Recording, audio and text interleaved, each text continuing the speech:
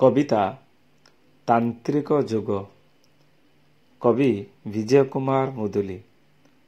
ହସ୍ତର ପହିଲି ସ୍ପର୍ଶର ରୋମାଞ୍ଚ, ହୋମଯଜ୍ଞର ସାକ୍ଷ୍ୟ ପ୍ରମାଣ, ଧୀରେ ଧୀରେ ଘୁଙ୍ଗଟ ଉତ୍ତରଣରେ ଚାରିଚକ୍ଷୁର ମିଳନ, ରୋମାଂସରେ ରୋମାଞ୍ଚିତ ଦୈହିକ ସମ୍ଭୋଗ। ପିଲାଛୁଆ ଧାଁ ଦୌଡ଼ ଥିବା ନଥିବା ସଂସାରରେ ତୁମ ତ୍ୟାଗର ମହିମାରେ ମହିମା ମଣ୍ଡିତ। କ'ଣ ବା ନ ଦେଇଛ ବୋଲି ନ କହିଲେ ହେବ ମତେ ନର୍କ ଯୋଗ। ସବୁ ବୋଲି ସବୁ କିଛି ଅଜାଡ଼ି ଦେଇଛ। ପତିବ୍ରତା ରୂପେ ପାହାଡ଼ ପରି ଗଦା ଗଦା ପ୍ରାପ୍ତ ହେଇଛି ମତେ।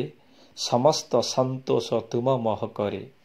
ତୁମକୁ ମୁଁ ଭଲ ପାଏ, ଭାରି ଭଲ ପାଏ ବୋଲି ଅତୃପ୍ତ ମୋ କାମନାର ଜ୍ୱାଳାମୁଖୀ। ସମୁଦ୍ର ଜୁଆର ପରି କାମନାର ଆକାଶ ପିଠିରେ ତୃପ୍ତି ରୂପୀ ସାମାନ୍ୟ ଜହ୍ନଟି ଶିଳାଖଣ୍ଡେ ପରି ଲୁଚକାଳି ଖେଳେ ଏଇଠି ଥାଏ ପୁଣି ନଥିବା ପରି। ମୁଁ କେବେ ଆହରଣ କରିନି ଆକାଶଠୁ ଜ୍ଞାନ ଯୋଗ, କି ସମୁଦ୍ରର ଗନ୍ତାଘର ପରି ହାସଲ କରିନି କର୍ମଯୋଗ। କି ସପ୍ତର୍ଷିମାନେ କମଣ୍ଡଳୁ ଟେକି ଢାଳି ଦେଇ ନାହାନ୍ତି ମୋଠି ଭକ୍ତି ଯୋଗ। ତଥାପି ମୁଁ କାମନାର ପତଙ୍ଗଟେ ମରିବାକୁ ଚାହେଁ ବାର ବାର, ଯୌବନ କି ବାର୍ଦ୍ଧକ୍ୟର ଅନ୍ତର ନ ଦେଖି।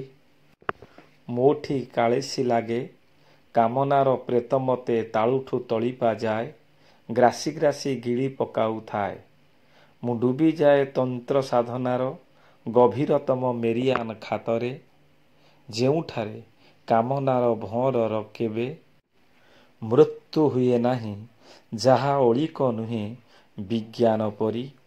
ମୋ ତନ୍ତ୍ର ଯୋଗରେ ଧେନୁର ପହ୍ନାରୁ ଝରିବନି ରକ୍ତ, ବଦଳି ଯିବନି ସୁନ୍ଦରୀ ଲଳନା ଶ୍ୱାନ କି ଶୃଗାଳ।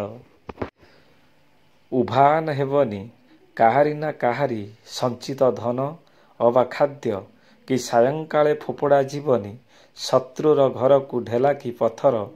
ମୋଠି ପ୍ରତ୍ୟୟ ରଖ ଧାପେ ବି ହରଣ କରିବିନି ଆମ ସମ୍ବିଧାନରେ ବ୍ୟବସ୍ଥିତ ସଂରକ୍ଷଣ। କି ଉଭାନ ହେବନି ନେତା ମନ୍ତ୍ରୀଙ୍କ ପେନ୍ସନ୍। କେବଳ ଗୋଟିଏ କଥା ହିଁ ହେବ ମୋ ତନ୍ତ୍ର ଯୋଗର ବୀଣାର ଝଙ୍କାର ଆବାହନ କରିବ ଆଉ କେଉଁ ଦୁନିଆର ଅବା ଆକାଶରେ ପହଁରୁଥିବା ଉର୍ବଶୀ, ରମ୍ଭା ଅଥବା ମେନକା। କେହି ନା କେହି ଓହ୍ଲେଇ ଆସିବ ମର୍ତ୍ତ୍ୟକୁ ସ୍ୱସ୍ଥାନ ପରିତ୍ୟାଗ କରି, ମଦରଜା ଖୋଲି କେଉଁ ଏକ ନିଷିଦ୍ଧ ପ୍ରହରେ ଗାଢ଼ ଅନ୍ଧାରକୁ ଆଲୋକିତ କରି। ପାଦର ପାଉଁଜି ରୁଣୁଝୁଣୁ କରି ସୁବାସିତ ଗନ୍ଧେ ସ୍ମିତ ହସ ହସି ପ୍ରେମ ନିବେଦନ କରି ସାଉଁଳି ଦେବ ମୋ ମନ ଓ ଶରୀର। ତା ଉଦାର ଉନ୍ମାଦରେ ମୋ ସର୍ବାଙ୍ଗ ପିଞ୍ଜରାରେ ଶିହରଣ ହେବ, ସମାହିତ ହେବ ମୋ ସର୍ବାଙ୍ଗ ଶରୀର। ତା ପ୍ରେମ ନିବେଦନେ ଅଜାଡ଼ି ଦେବାକୁ ତା ଦେହ ମୋ ଦେହରେ କରି ଏକାକାର।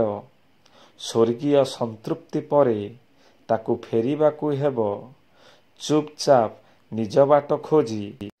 ଏକ ନୂଆ ଅନୁଭବ ନେଇ କଣ୍ଟ ନେଇଯିବ ପୁଣି କେବେ କେଉଁଦିନ ଆସିବାକୁ ମୋ କୋଠରୀକୁ ମୋ ଆୟୁଷ ପତ୍ର ପରି ଝଡ଼ିବା ପୂର୍ବରୁ। ମୋ ଆୟୁଷ ପତ୍ର ପରି ଝଡ଼ିବା ପୂର୍ବରୁ। ଧନ୍ୟବାଦ।